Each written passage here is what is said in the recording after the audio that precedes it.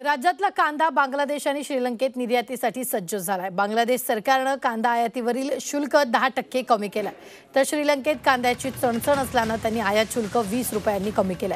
त्यामुळे नाशिकच्या लासलगावातून श्रीलंकेसाठी नवीन लाल कांद्याची निर्यात सुरू झाली आहे। लासलगावसह देशांतर्गत नवीन लाल कांद्याची मोठी आवक होतीये।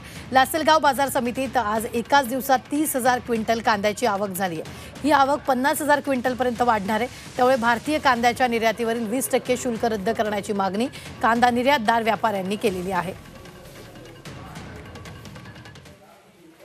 इतर देशांनी जसे आयात शुल्क कमी केले, तर आज जो आपल्या भारताचा जो निर्यात शुल्क आहे 20%, तर सरकारने तो लवकरात लवकर कमी करावे, म्हणजे कुठेतरी आपल्या शेतकऱ्यांना त्याचा बेनिफिट होईल आणि निर्यातीला जास्तीत जास्त चालना मिळेल, हीच व्यापाऱ्यांची मागणी।